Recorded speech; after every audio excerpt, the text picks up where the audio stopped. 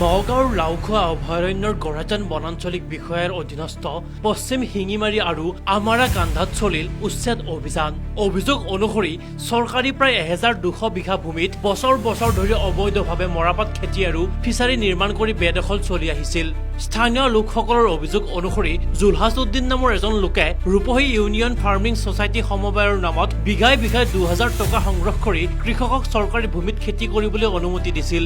ইফালে বন বিভাগে কেৱল মৰাপাট খেতিত উচ্ছেদ চলাই ফিচাৰীসমূহ অক্ষত ৰখাত ক্ষোভ প্ৰকাশ কৰিছে একাংশই।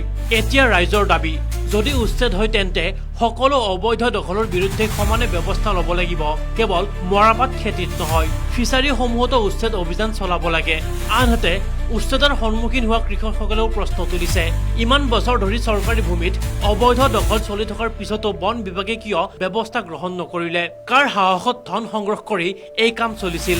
অৱশ্যে নতুন বন মন্ত্ৰীয়ে দায়িত্ব গ্ৰহণ কৰাৰ লগতে গৰাজান বনাঞ্চলিক বিষয়াৰ নতুন দায়িত্বভাৰ গ্ৰহণৰ পিছতেই এই উচ্ছেদ অভিযান আৰম্ভ হোৱা বুলি জানিব পৰা গৈছে। ইফালে স্থানীয় লোকসকলৰ দাবী, চৰকাৰী ভূমি সম্পূৰ্ণ বেদখল মুক্ত কৰিবলৈ মৰাপাট খেতিৰ লগতে সকলো অবৈধ ফিচাৰীও অতি সোনকালে উচ্ছেদ কৰিব লাগে। হয়, চৰকাৰী মাটি যিখিনি আছে সেইখিনি উচ্ছেদ হ'ব লাগে, আমাৰ তাৰ আপত্তি নাই। কিন্তু ইয়াত যে অলপ অলপ উচ্ছেদ হৈ আছে, অলপ মৰাপাট খেতি উচ্ছেদ কৰিছে আৰু অলপ কৰা নাই।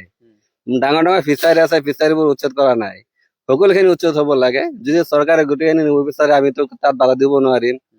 চৰকাৰী বস্তু চৰকাৰে নিব। ডাঙৰ ডাঙৰ ফিচাৰী আছে, এইবোৰ উচ্ছেদ হ'ব লাগে। এতিয়া এইবোৰ ফিচাৰীত আমি সৰু কালৰ পৰা দেখা পাইছো যে তেওঁলোকে চলাই আছে, আৰু তেওঁলোকৰ ৰাজত্ব চলাই আছে, যিহেতু তেওঁলোকৰ দেউতাকৰ সম্পত্তি নিচিনা চলাই আছে চৰকাৰী মাটি। যিহেতু মৰাপাটত উচ্ছেদ চলিলে, চলি থকা নাই, গোটেইখিনি হ'ব লাগে উচ্ছেদ। যদি উচ্ছেদ কৰিব বিচাৰিছে গোটেইখিনি হ'ব লাগে। যে বন বিভাগৰ মাটিত তেওঁলোকে এনেকে খেতি কৰিছে, ফিচাৰী কৰিছে, ধনৰ বিনিময়ত কৰা বুলি অভিযোগ উত্থাপিত হৈছে, কি ক'ব? সেইটো শুনা পাইছো ধনৰ বিনিময়ত হৈছে, কিন্তু উচ্ছেদটো যদি চৰকাৰ আৰম্ভ কৰিছে গোটেইখিনি হ'ব লাগে, এইটো মোৰ আপত্তি। এইটো অনুৰোধ জনাম। কি বিল আছিলে? খৰালি বিল হয়। এই বিলক মানে ফিচাৰী হিচাপে ব্যৱহাৰ কৰি আছে। বিলৰ আশে পাশে ফিচাৰীবোৰ ব্যৱহাৰ কৰি আছে, চৰকাৰে যিখিনি আছে।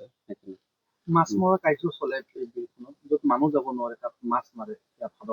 আগতেতো মানুহ গৈছিল, এতিয়া যে চৰকাৰ বন্ধ কৰিব বিচাৰিছে গোটেইখিনি বন্ধ কৰিব লাগে। ইমান দিন মানে মাছ মৰা কাৰ্য চলি আছে। আগতেতো চব চলিছিলে, মাছ মৰা, খেতি কৰা চব চলিছিলে। এতিয়া যে বন বিভাগে বাধা দিছে, গোটেইখিনি বাধা দিব লাগে। অলপ অলপ বাধা দিয়ে, অলপ অলপ বাংচুৰ কৰি বাকীখিনি থৈ দিলেতো নহব, গোটেইখিনি কৰি দিয়ক, ৰাইজৰ ভাল হ'ব। সেইখিনিতো আমি নাজানো।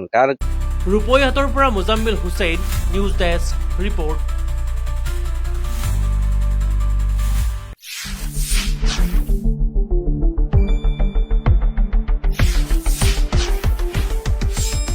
শুদ্ধ আৰু বিস্তৃত বাতৰিৰ বাবে চাই থাকক নিউজ ডেস্ক ৰিপৰ্ট।